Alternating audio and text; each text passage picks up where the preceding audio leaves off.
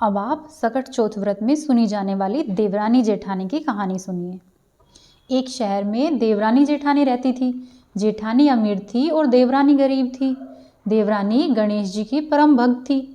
देवरानी का पति जंगल से लकड़ी काट कर बेचता और वह अक्सर ही बीमार रहता था।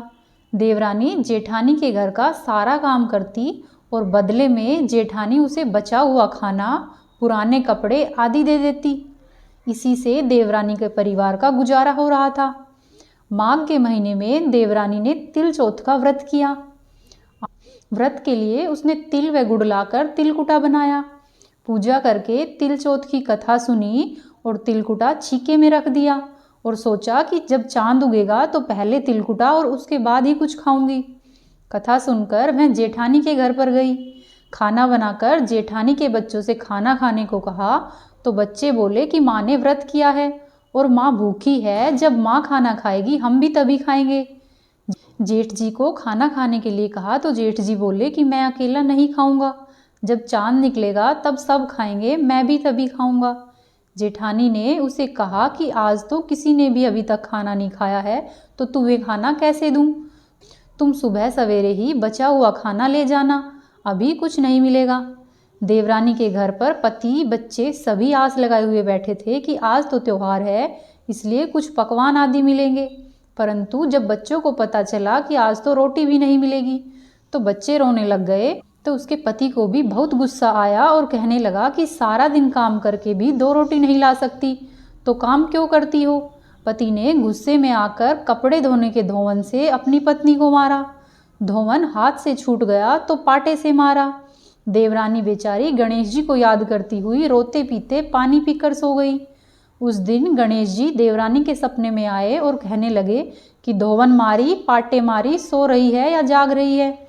वह बोली कि गणेश जी कुछ सो रही हूँ, कुछ जाग रही हूँ। गणेश जी बोले मुझे भूख लगी है, कुछ खाने को दे दे।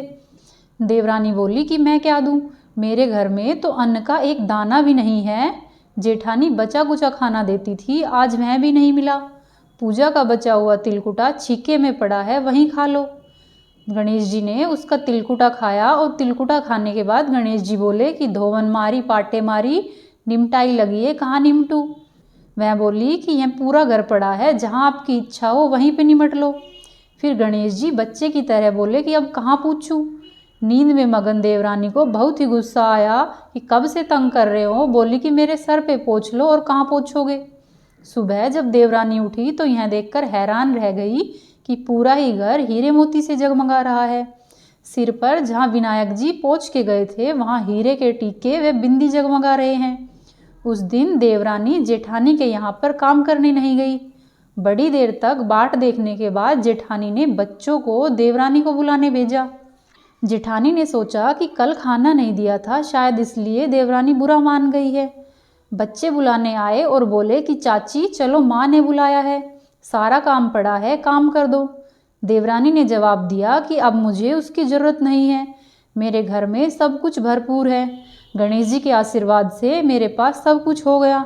तब बच्चों ने घर जाकर अपनी माँ को बताया कि चाची का तो पूरा घर हीरे मोतियों से जगमगा रहा है। जेठानी दौड़ती हुई देवरानी के पास आई और उससे पूछा कि यह सब कैसे हुआ है। देवरानी ने उसके साथ जो कुछ हुआ वह सब कह सुनाया। घर लौटकर जेठानी ने अपने पति से कहा कि आप भी मुझे धोवन से और पाटे से मारो। उसका पति बोला कि भली मानस, मैंने कभी तुम पर हाथ नहीं उठाया, मैं तुम्हें धोवने और पाटे से क्यों मारूं? तब वह बोली नहीं, मुझे तो धोवन और पाटे से मारो। देवरानी को भी धोवन और पाटे से मारा था। वह नहीं मानी और जिद करने लगी। मजबूरी में उसके पति को उसे मारना पड़ा। उसने ढेर सारा घी डालकर चूरमा बनाया और छीके में रखकर वो सो गई। रात को चौथ विनायक जी सपने में आए और कहने लगे कि भूख लगी है, मैं क्या खाऊं? जेठानी ने कहा कि हे गणेश जी महाराज, मेरी देवरानी के यहाँ तो आपने सूखा तिलकुटा खाया था, मैंने तो झरते घी का चूरमा बनाकर आपके लिए छीके में रखा है, फल और मेवे भी रखे हैं, जो चाहे वो खा लो। बाल स्वरूप गणेश जी बोले कि अब मैं कहाँ पे निमटूं?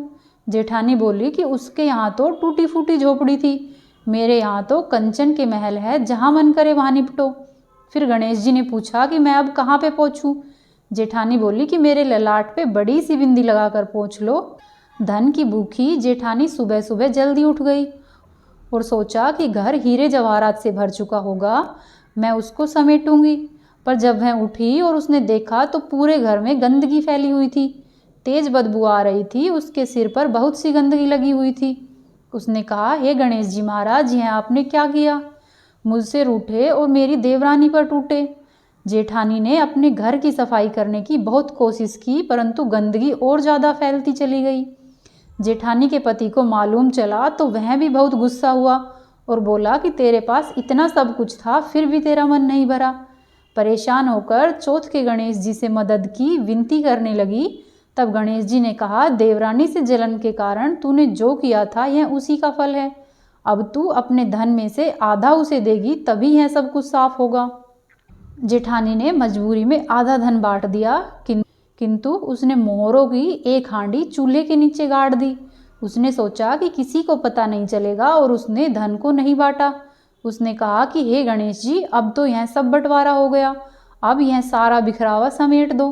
तब गणेश जी बोले कि पहले चूल्हे के नीचे गड़ी हुई मोहरों की हांडी निकालो और उसमें से सुई के भी 2 हिस्से कर कर रख।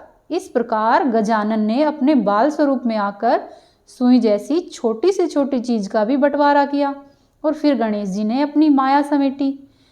हे गणेश जी महाराज, जैसी आपने देवरानी पर कृपा की है वैसी ही सब पर करना।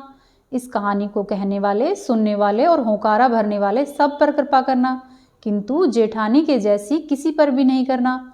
बोलो गणेश जी महाराज की जय, बोलो चौथ माता की जय।